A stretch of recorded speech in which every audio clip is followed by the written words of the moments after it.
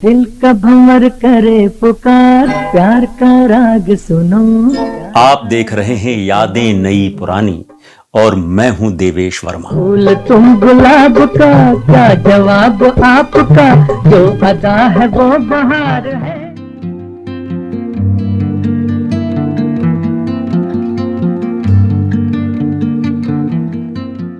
नूतन एक उम्दा अभिनेत्री तो थी ही, बला की खूबसूरत भी। कटीले नाक नक्श, सांचे में ढला जिस्म और मन को हरने वाले उनके अंदाज। बदन चंचल चितवन, धीरे से तेरा ये। उनकी मां शोभना समर्थ मराठी सिनेमा की जानी मानी और प्रतिष्ठित अदाकारा थीं, जिन्होंने मराठी फिल्मों में एक से बढ़कर एक भूमिकाएं की। लेकिन उनकी सबसे बड़ी भूमिका थी उनकी अपनी बेटी नूतन के जीवन में।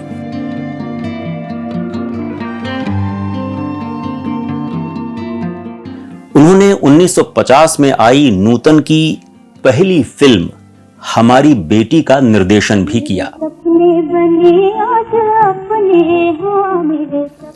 नूतन की कुछ पढ़ाई लिखाई स्विट्जरलैंड में हुई थी और 1952 में वो मिस इंडिया भी चुनी गई थी।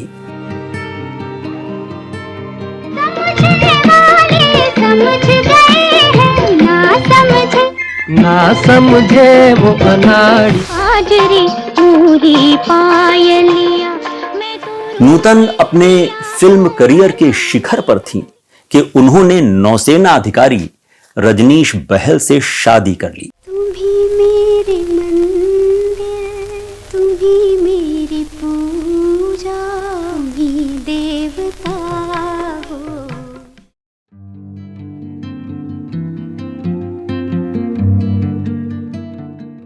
ये साल था 1959। बहल से वो बेहद प्यार करने लगी थी। जल्द ही उनके एक बेटा हुआ, जिसका नाम रखा गया मोहनीश बहल।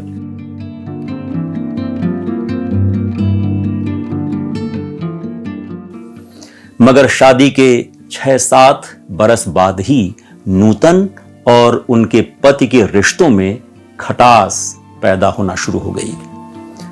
जमाने में हो रही कानाफूसी के मुताबिक उनके घर में सिर्फ उनके पति रजनीश बहल की चलती थी। उनका पूरा दबदबा नूतन को इस दम घूंटू माहौल में सांस लेने के लाले पड़ गए थे।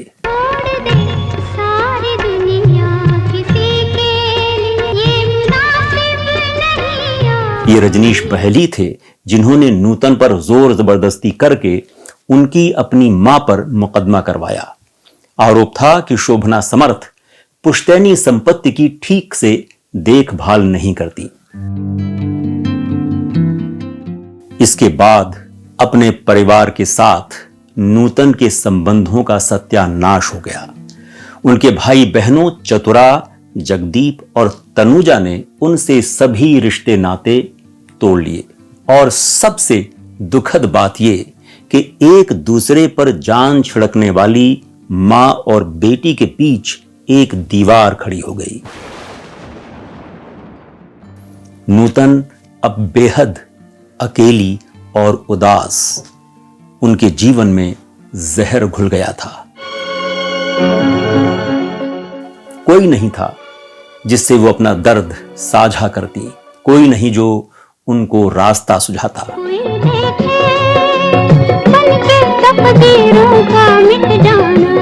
विषाद से भरे इन्हीं लम्हों में उनकी मुलाकात हुई संजीव कुमार से। तेरी हंसी निगाह का एहसान मन। 1968 में रिलीज होने वाली फिल्म गौरी और 1970 में आई देवी में दोनों काम कर रहे थे।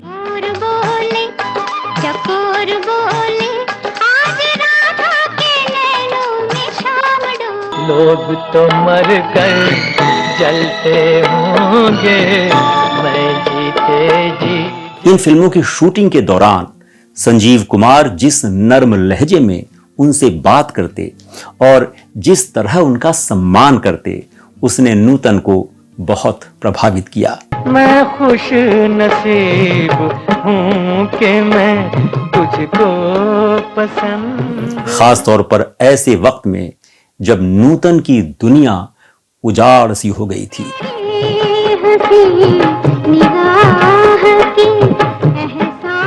उन्होंने संजीव कुमार से अपने दिल का हाल शेयर करना शुरू कर दिया। दोनों गहरे दोस्त बन गए। एक अच्छे दोस्त की तरह संजीव कुमार ने नूतन को अपनी शादी की गाड़ी को किसी तरह पटरी पर लाने की सलाह दी, मगर उसका कोई मतलब नहीं था। नूतन और रजनीश बहल के दरमियान इतनी बड़ी खाई निकल आई थी कि जिसको पाटना लगभग असंभव था। ऐसा नहीं कि नूतन ने कोशिश नहीं की। हताशा से भरे इन क्षणों में नूतन के लगाव के केंद्र में संजीव कुमार आ गए। उड़ती चिड़िया पिंजरे में बंद कर ली मैंने एक लड़की। दोनों एक दूसरे को बहुत चाहने लगे। मुश्किल ये थी कि जानी मानी शख्सियतों के लिए अपनी मोहब्बत का बाकायदा इजहार करने को पार्कों या समंदर के किनारे मिलना मुमकिन नहीं होता था। आखिर निर्माता निर्देशक गोविंद सरैया, जो दोनों के सरपरस्त थे, वो उनके लिए कैम्प्स कॉर्नर स्थित शालीमार होटल में कभी कभी एक कमरा बुक कर दिया करते। होटल के कमरे में इन दोनों को एक दूसरे से अपने जज्बात, अपनी मोहब्बत, अपने दुख दर्द बयान करने का पूरा अवसर मिलता। इस दौरान कमरे का दरवाजा खुला रहता। हद तो ये कि दोनों एक दूसरे का हाथ तक नहीं पकड़ते थे। इनकी बातचीत के बाद जब गोविंद सरैया नूतन को उनके घर पहुंचाने के लिए लेने आते तो इस खूबसूरत कलाकार को भारी मन और मायूसी के साथ अपनी शादीशुदा जिंदगी की तल्ख हकीकत में लौटना पड़ता।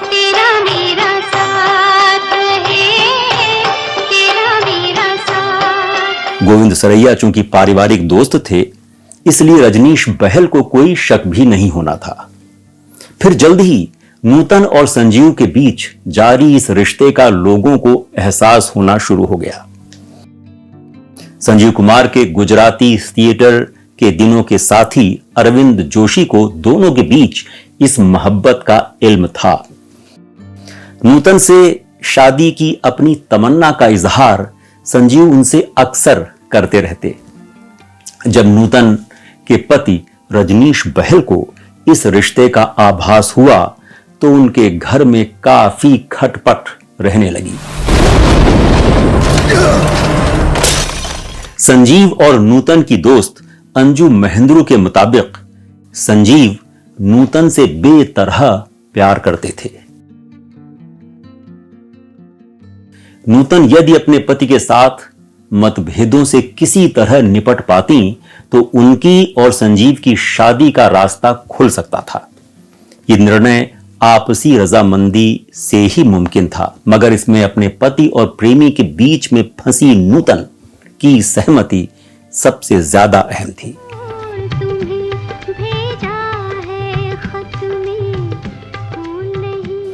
एक बार संजीव कुमार के दोस्त और निर्माता महेश देसाई अपनी किसी गुजराती फिल्म को टैक्स फ्री कराने में उनकी मदद चाहते थे। संजीव तब नूतन के साथ एक फिल्म की शूटिंग कर रहे थे। महेश देसाई एक दिन उस फिल्म के सेट पर पहुंच गए सिफारिशी खत लिखवाने। संजीव कुमार को खत लिखने के लिए पेन नहीं मिल रहा था। जब नूतन ने उन्हें इधर उधर कुछ तलाश करते देखा तो पूछा, आप क्या ढूंढ रहे हो? आपको किसी चीज की तलाश है? संजीव ने जवाब दिया, मुझे जिस चीज की तलाश है वो फिलहाल तुम दे नहीं सकती, पर एक पेन ला दो। नूतन ने अपना पर्स खोला और उससे पेन निकालकर संजीव को दे दिया और कहा, अब बताइए जिस चीज की तलाश आपको है वो मैं दे सकती हूं या नहीं। इसके बाद दोनों में बड़ी ही आत्मीय गुफ्तगू हुई। फिर संजीव ने अपने दोस्त के लिए खत लिखा। नूतन और संजीव कुमार की मोहब्बत की खबर गर्म होते ही बहल खानदान में हंगामा खड़ा हो गया।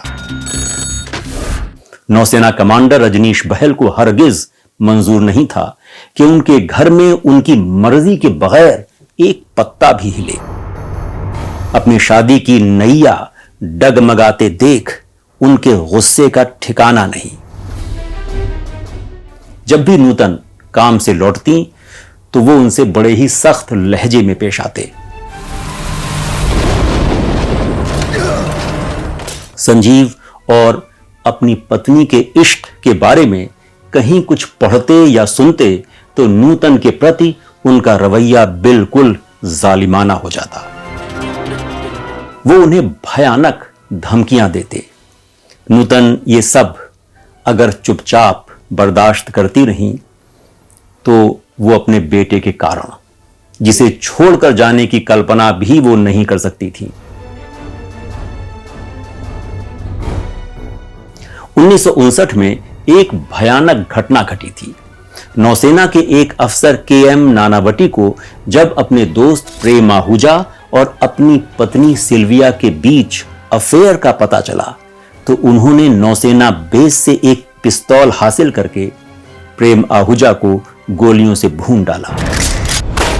अदालत में जब तक यह केस चला अखबारों की सुर्खियों में रहा और जब जूरी ने फैसला नानावटी के हक में सुनाते हुए उसे पूरी तरह बरी कर दिया तो कानूनी हलकों में खलबली मच गई। इस केस में आए फैसले के बाद ही भारत में जूरी सिस्टम का खात्मा कर दिया गया। नूतन के साथ एक गर्मागर्म बहस के दौरान रजनीश बहल ने नानावटी केस के हवाले से नूतन को धमकी दी कि अगर उन्होंने संजीव कुमार के साथ रिश्ता बरकरार रखा तो उसका भी वही हश्र होगा जो नानावटी ने अपने दोस्त प्रेम आहूजा का किया था। बाद में अभिनेत्री तरला जोशी, अंजू महेंद्रू और संजीव की बहन गायत्री ने बताया कि रजनीश की धमकी से नूतन स्तब्ध रह गई थी। पहली बार उन्होंने अपने पति की आंखों में हत्या की चिंगारी देखी।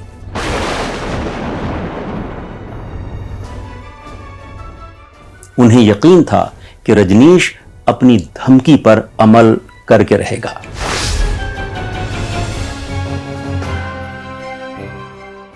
एक बार रजनीश ने अपने बेटे मोहनीश को खिड़की के बाहर लटका दिया और कहा कि वो उसे बाहर फेंक देगा। जब मां और बेटे ने एक दूसरे के लिए चीख पुकार मचाई तब जाकर रजनीश को होश आया। अंजू महेंद्रू के मुताबिक यह कोई अकेला वाकया नहीं था। रजनीश नूतन को ब्लैकमेल करने के लिए अक्सर मोहनीश का इस्तेमाल करता। उस रात नूतन ने अपने बेटे के साथ खुद को एक कमरे में बंद कर लिया था और फिर फैसला किया कि वो ये खतरा मोल नहीं ले सकती। और इस तरह अंत हुआ नूतन और संजीव कुमार की इस दिलगुदाज मोहब्बत का। हमारा ये वीडियो आपको कैसा लगा जरूर बताइए। जल्द मिलते हैं यादें नई पुरानी के अगले एपिसोड के साथ।